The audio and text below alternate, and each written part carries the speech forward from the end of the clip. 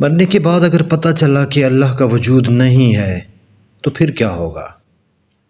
Harish Kumar India میں P H D کرنے کے بعد ایک اہم یونیورسٹی میں لیکچرر پوسٹ ہوا۔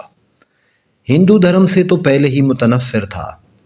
1986 میں لندن میں دوران تعلیم اسٹیفن ہاکنگز کے لیکچرز اور کتب سے ایسا متاثر ہوا کہ خدا کا ہی منکر ہو گیا، اور ایسا منکر کہ چھوٹے بڑے مسلم، عیسائی اور یہودی علماء سے بھرپور مباحثے کرتا، یہاں تک کہ ڈاکٹر ذاکر نائک بھی مجھے قائل نہ کر سکے۔ ڈاکٹر بتاتے ہیں کہ 2005 کی چھٹی کے دن کی ایک صبح مسلم سبزی فروش نے بیل کی۔ ہم گزشتہ 20 سال سے سبزی اسی سے خرید رہے تھے۔ اس دن میں نے اسے چائے کی آفر کی تو اس نے قبول کر لی۔ حسب معمول خدا یا اللہ کے وجود پر اس سے بحث شروع۔ 30 منٹ کی گفتگو سے معلوم ہوا کہ وہ ایک سیدھا سادہ مسلمان ہے جو 5 وقت نماز پڑھتا ہے۔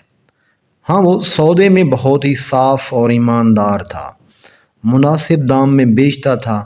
آخر چلتے اس نے ایک ایسی بات کی جس نے میری زندگی ہی بدل دی۔ وہ کیا تھی؟ ڈاکٹر جی، تم نے خود بولا کہ تقریباً 6000 سے 10,000 سال سے انسانی تاریخ میں پیغمبروں کی کہانیاں چل رہی ہیں، اور سب کے سب ایک اللہ اور دوزخ جنت کی بات کرتے ہیں، اور سائنس مرنے کے بعد کے حالات کا جواب ہی نہیں دے سکتی۔ تو اب 2 ہی امکانات ہیں۔ نمبر 1، اللہ کا وجود نہیں ہے۔ نمبر 2، اللہ ہے۔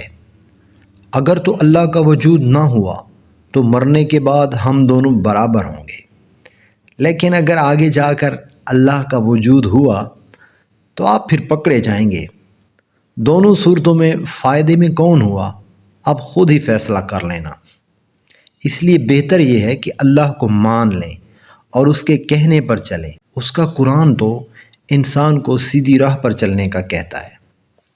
میں نے ساری زندگی لیکچر دیے پروبیبلٹی کے بارے میں، لیکن زندگی کی اس پروبیبلٹی کا تو میں نے کبھی سوچا ہی نہیں، کبھی میرا دھیان بھی اس طرف نہیں گیا کہ دونوں صورتوں میں اللہ کو ماننے والا فائدے میں ہے۔ قصہ مختصر، اس کے بعد خیال آیا کہ کون سا آسمانی مذہب بہتر ہے۔ مذاہب کا علم تو مجھے پہلے ہی کافی تھا، لیکن ڈاکٹر ذاکر نائک کے ایک لیکچر میں 1400 سال سے پورا قرآن مجید کا حرف بحرف ایک ہونے کا سنا تو انگلینڈ میں کرسچن مشنری ادارے سے اس کی حقیقت دریافت کی تو سب نے اس بات کی تصدیق کی۔ الحمدللہ، آج مجھے اور میرے سارے گھر کو مسلمان ہوئے 15 سال ہو گئے۔ میں اسلامی تعلیمات کے لیے کیرالہ شفٹ ہو گیا۔ میری 3 بیٹیاں الحمدللہ حافظ قرآن ہیں، اور اللہ کریم نے میری زندگی ہی بدل دی۔ لیکن اس سبزی والے عبدالاحد سے دوبارہ میری ملاقات نہ ہو سکی، لیکن میں نے قبول اسلام کے بعد اپنا نام بھی عبدالاحد ہی رکھا، کیونکہ وہ ایک سچا مسلمان تھا۔